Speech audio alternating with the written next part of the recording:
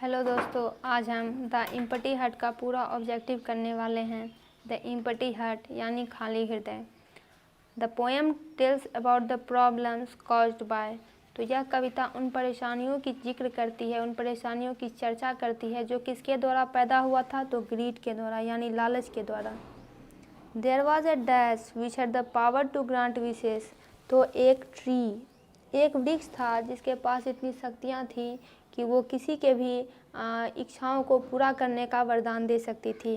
The tree gave the man 7 dash pictures full of gold. यहाँ पे होगा pot या पिचर। उस वृक्ष ने उस व्यक्ति को क्या दिया, तो 7 सोने से भरा भरा घड़ा दिया। The man tried all tricks together. Man ने सारे तरकीबें लगा दी, क्या गैदर करने के लिए, क्या इकट्ठा करने के लिए, तो गोल्ड यानी सोना। Grid is dash but life is not. तो लालच जो है एंडलेस है, अनंत है, लेकिन जीवन जो है वो सीमित है। एक बार जीवन मिलता है तो उसके लिए कुछ टाइमिंग आदमी को दिया जाता है काम करने के लिए, और उसके बाद आदमी का जीवन भगवान के द्वारा ले लिया जाता है।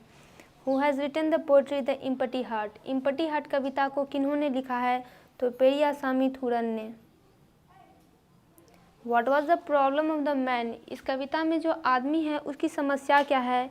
वो रिच तो था लेकिन असंतुष्ट था। He was very dissatisfied. Dissatisfied यानी असंतुष्ट। What did the rich man demand from the tree. वृक्ष से रिच मैन ने क्या डिमांड किया। उसने बोला कि मुझे एक घड़ा दे दो जो कि सोने से भरा हो। What happened to his prayer. और उसने जो प्रार्थना की उसका क्या हुआ, उसकी प्रार्थना स्वीकार कर ली गई। Prayers were granted. What made him man. लेकिन बाद में क्या हुआ, वो पागल होने लगा। क्या उसे पागल बनाने लगा, तो इस tendency of getting more and more. उसमें भूख घुस गई कि मुझे और ज़्यादा से ज़्यादा और ज़्यादा से ज़्यादा और ज़्यादा से ज़्यादा चाहिए। How many pots of gold were given to the man in the poem. तो कितने घड़े सोने के उस व्यक्ति को वृक्ष ने प्रदान किए, तो 8 घड़े दिए थे, जिसमें से कि 7 जो है पूरे भरे थे और 8वां जो है वो आधा भरा था।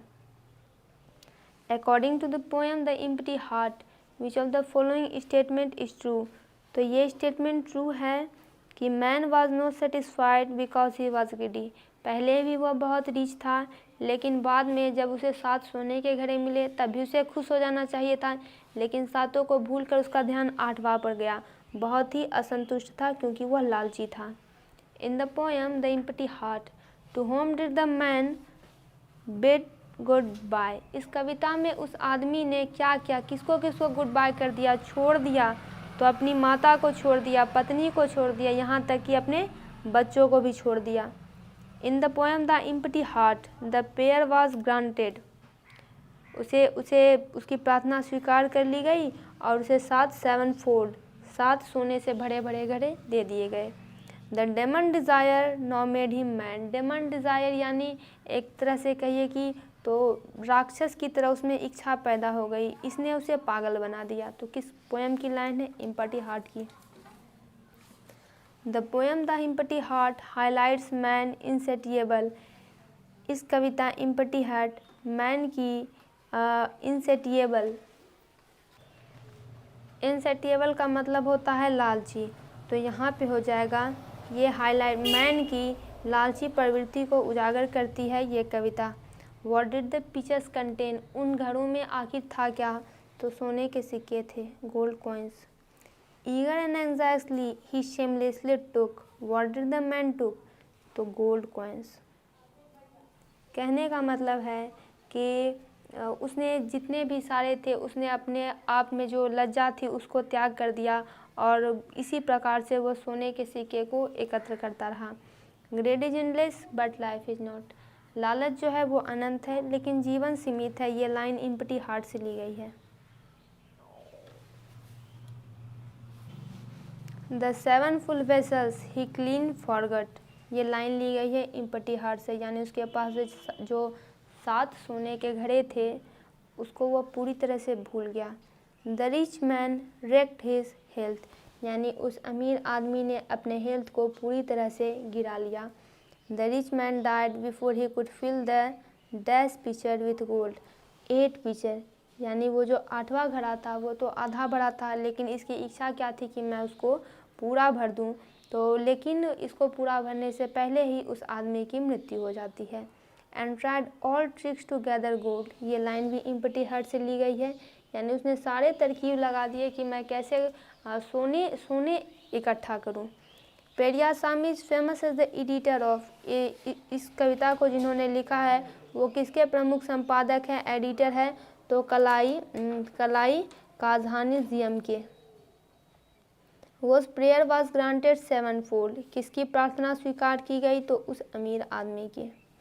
But the tree unkind took into its mind, लेकिन वो जो वृक्ष था वो ज़रा निर्दयी था, उसने भी दिमाग लगाया। और ये लाइन ली गई है एम्प्टी हार्ट से, दिमाग लगाया और इसको 8वां घड़ा दे दिया जो कि आधा बड़ा था। The Tamil name of the poem, इस कविता का तमिल नाम क्या है, तो Kurai Kuram. To gather gold rich man tried all, सोना इकट्ठा करने के लिए उस अमीर आदमी ने क्या ट्राई किया, तो सभी ट्रिक्स, सभी तरकीबें अपना ली।